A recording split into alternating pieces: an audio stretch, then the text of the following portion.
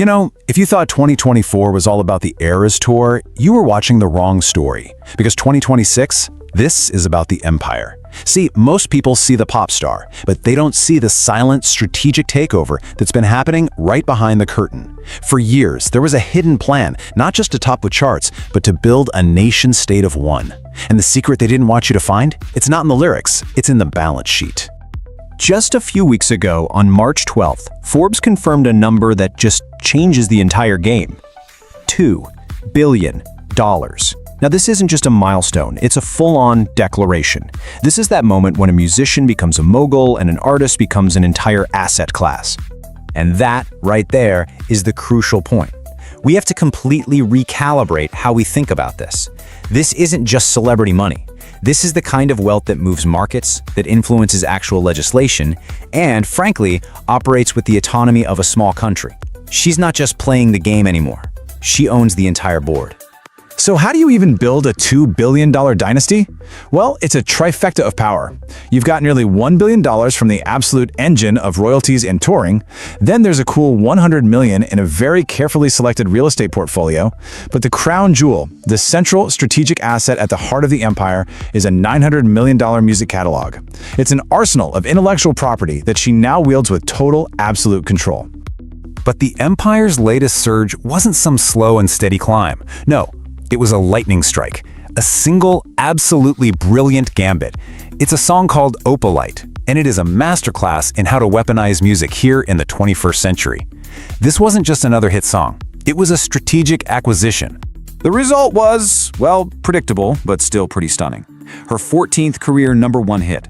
I mean, this puts her in the stratosphere, tying with Rihanna, and now she's only trailing the Beatles and Mariah Carey.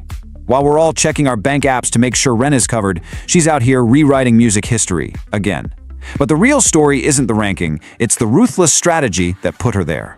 So let me introduce you to the Showgirl business model. It seems simple, but it is utterly devastating to the old way of doing things. Okay, step 1. The music is released exclusively on paid platforms like Spotify and Apple Music for 48 crucial hours. The only way you can hear it is through a high royalty stream. Then, just as the hype is peaking, she unleashes this coordinated blitz of physical media. We're talking CDs, vinyl, all the special editions. It's a pincer movement designed to squeeze every last drop of revenue from every single stream. And this chart right here just shows you how well it worked, a staggering 300% surge in sales in a single week. I mean, just look at this. Of the 168,000 units sold, an unbelievable 144,000 of them were physical copies. In an age where everybody says the CD is dead, Taylor Swift basically turned it into her primary weapon to secure that #1 spot.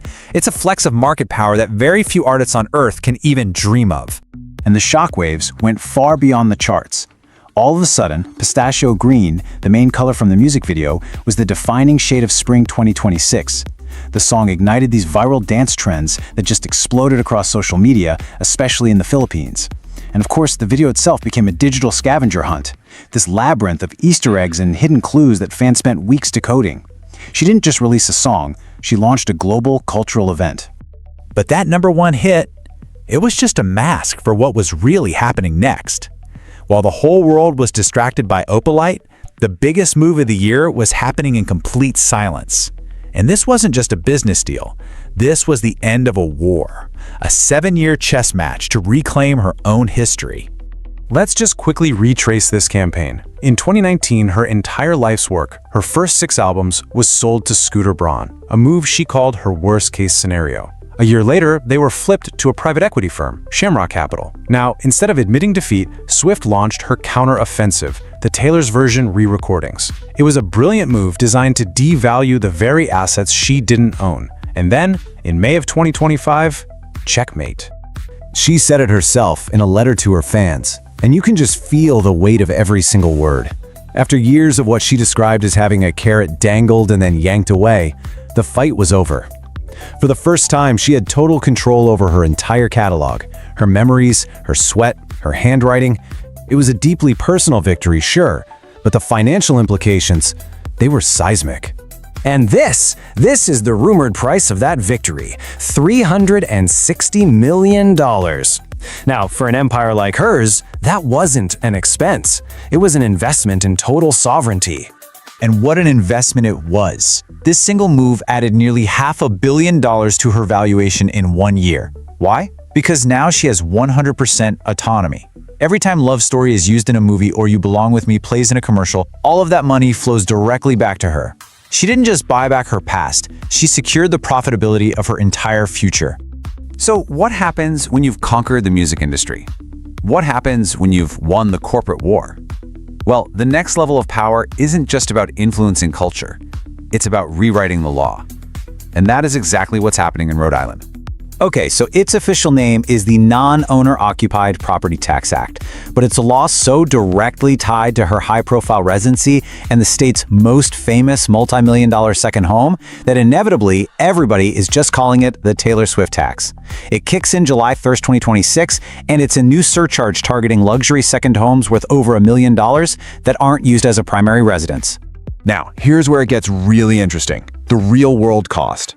For a $2 million property, it's an extra $5,000 a year. For a $5 million estate, it's $20,000.